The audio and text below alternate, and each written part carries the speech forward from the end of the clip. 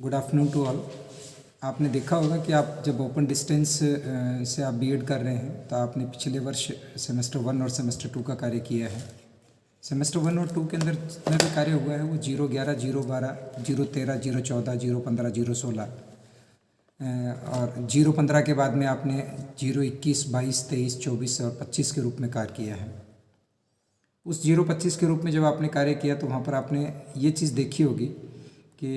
023 जो है आपकी मार्गदर्शिता के रूप में यदि आपने देखा होगा तो वहाँ पे आपको इंटर्नशिप के रूप में काम में सुना होगा आपने कि इंटर्नशिप हुई थी आपकी, जिसको अवलोकन का पार्ट माना गया है।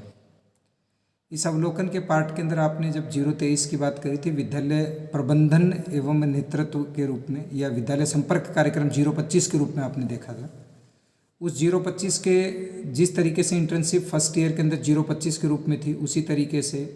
031 जो है वो थर्ड सेमेस्टर कम्प्लीटली आपका इंटर्नशिप का है और ये इंटर्नशिप का कार्यक्रम कम्प्लीटली 500 अंकों के अंदर विभाजित किया जाएगा।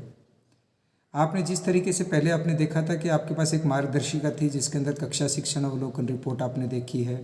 विद्यालय शिक्षण रिपोर्ट आपने देखी है, इन चीज़ों को देखा है आपने, बहुत सारी चीज़ें आपने इस तरह की चीज़ें देखी होंगी।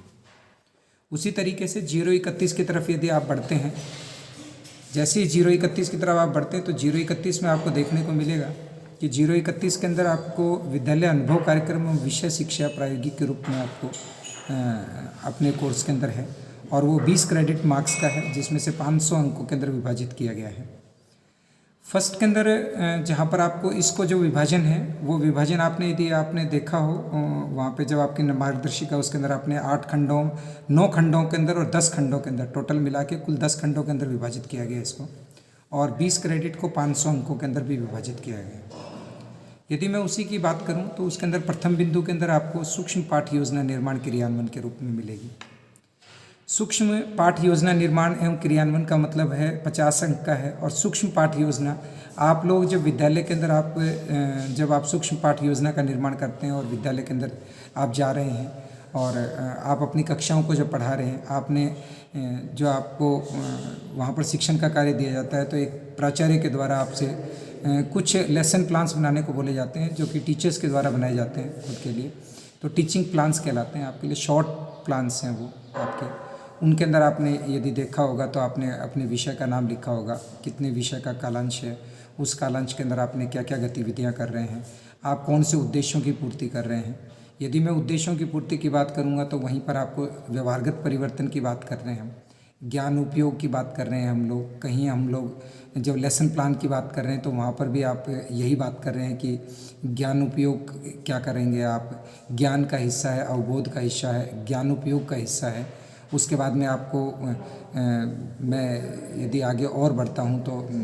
उसके अंदर आपने अभिक्रिया की बात कर रहे हैं आप हिंदी के अंदर, या फिर मैं संश्लेषण विश्लेषण की बात कर रहा हूँ मैथमेटिक्स के अंदर। तो इस तरह के कुछ उद्देश्य आपको अच्छे से पता है सभी को और उन उद्देश्यों की पूर्ति के लिए हम लोग शिक्षण की पाठ्य योजना का निर्माण करते हैं। जब आप विद्यालय में बात कर रहे हैं तो विद्यालय के अंदर जब आप पढ़ा रहे हैं उस समय पर आप लोग टीचर को एक टीचिंग डायरी दी गई है, उस टीचिंग डायरी के अंदर आप लोग पूरे दिन भर की गतिविधियां लिखते हैं। यदि मैं दूसरे रूप के अंदर मैं बात करूं, कोई अभी जो आपकी योजनाएं जो विद्यालयों में चल रही हैं उसके अंदर आप लोग एक सूक्ष्म पाठ योजना का निर्माण करते हैं। उसके अंदर अपने उद्देश्य, टीचिंग मटेरियल क्या आप बना रहे हैं, उसको उद्देश्य की पूर्ति के लिए आप लोग क्या क्या गतिविधियाँ करेंगे, किस रूप में करेंगे और नीचे गृह कार्य के रूप में 1-2 प्रश्न बनाकर आप छोड़ देते हैं। सेम तरीके से आपने सूक्ष्म पाठ योजना निर्माण का काम करना है और सेम एक ही पेज के अंदर ये चीज़ें बनती है एक पाठ योजना का। और इसके अंदर सबसे बड़ी बात यह है कि अवलोकन करते समय पर आपने देखा होगा कि आपने विभिन्न विषयों का अवलोकन किया है, लेकिन यहाँ थर्ड सेमेस्टर में ऐसा नहीं है क्योंकि थर्ड सेमेस्टर कम्प्लीटली प्रायोगिक और आप अपने विषय का बनाएंगे। अपने विषय की 10 सूक्ष्म पाठ योजनाएँ जो आप लोग 20 पाठ योजनाएँ निर्माण करेंगे, 20 पाठ योजनाएँ निर्माण करेंगे, उसी का 10 पाठ योजनाओं को आप सूक्ष्म रूप के अंदर भी आप लिखेंगे। तो वहाँ पर आपका ये हिस्सा पूरा हो जाएगा कि पहला पाठ है आपका सूक्ष्म पाठ योजना निर्माण एवं क्रियान्वयन। इसके फॉर्मेटिंग से मैं कोशिश करूँगा कि आपको आगे इस ग्रुप में दे दी जाए। फिर भी यदि मैं देखूं आपको कि तो आपने सूक्ष्म पाठ योजना निर्माण क्रियान्वयन का मतलब ये है कि उसके अंदर आपको एक टीचर का या प्रिंसिपल का जो या आपका या जो भी आपकी इंटर्नशिप के पार्ट का जो अधिकारी आपको बनाया गया है उस अधिकारी के उस अधिकारी आपके साइन कर देगा, या फिर मैं कहूँ कि प्रिंसिपल उसको अटेस्टेड कर देगा। तो इस तरह की आप गतिविधियाँ कर सकते हैं। तो इसके अंदर सूक्ष्म पाठ योजना का निर्माण 10 पाठ योजनाएं का निर्माण करना है, जिसके अंदर आपको एक पूरा फॉर्मेट है, उस फॉर्मेट के अंदर आपको काम करना है। और उस फॉर्मेट के अंदर अवलोकन का मतलब यहाँ पर है, यदि आप उस 031 को डाउनलोड कर लेते हैं तो वहाँ पर यदि 031 के डाउनलोड करने के बाद में सबसे पहले आपको देगा सूक्ष्म शिक्षण पाठ, शिक्षण कौशल, उसकी उपयोगिता क्या है, इसके बारे में आपको बताया गया है। बाकायदे उसका फॉर्मेट इसके अंदर भी दिया गया है 031 के अंदर। तो वहाँ पर आप देख सकते हैं कौन कौन से कौशल हैं आपके पास में, कौन कौन से कौशलों पर आप काम कर रहे हैं। शामपट लेखन काम कर रहे हैं, उद्दीपन परिवर्तन काम कर रहे हैं, हम लोग इन पे काम कर रहे हैं। व्याख्या कौशल को आप उसके अंदर घटक के रूप में मान रहे हैं। तो जहाँ पर विद्यालय पाठ योजनाओं का निर्माण की बात करेंगे तो वहाँ पर आपको कुछ चीज़ें और आज सामने आ जाएंगी। तो आप सूक्ष्म पाठ योजना का तो सीधा मतलब एक ही है कि वो सूक्ष्म पाठ योजना वही है जो हम लोग विद्यालय के अंदर एक टीचर द्वारा एक छोटे रूप में बना रहे हैं, जिसके अंदर आपने एक तरफ विषय लिखा, एक तरफ आपने कालांश लिखा, फिर आपने एक विषय लिखा, विषय के बाद में टॉपिक लिखा, टॉपिक के बाद में एक साइड में दिनांक लिखा, फिर बाद में आपने उसकी समयावधि लिखी आपने 35 मिनट की। तो इस तरह की एक ही लाइन, 2 लाइनों के अंदर ये सब चीज़ें पूर्ति हो जाती हैं। एक साइड में दिनांक आ जाती है, एक बार आ जाता है, दिनांक आ गई, विषय आ गया, और बीच वाले हिस्से में टॉपिक आ गया आपका। इधर आपका दिनांक आ गई, दिनांक के नीचे समयावधि आ गई आपकी 30 मिनट 35 मिनट का जो भी आप कर रहे हैं।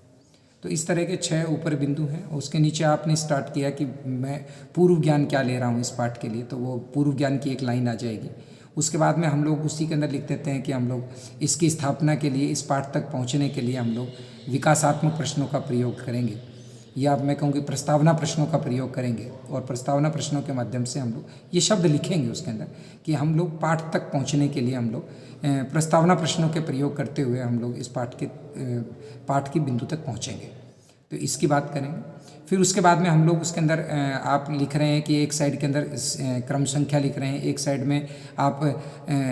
अध्यापक क्रिया लिख रहे हैं, फिर आप लिख रहे हैं छात्र क्रिया लिख रहे हैं, और उसके बाद में आप लोग उसके बाद में एक कॉलम जब बना देंगे उसके अंदर, तो आप लोग एक पेज के अंदर इस तरह के कॉलम बना लेंगे कि क्रम संख्या है, छात्र अध्यापक क्रिया है, या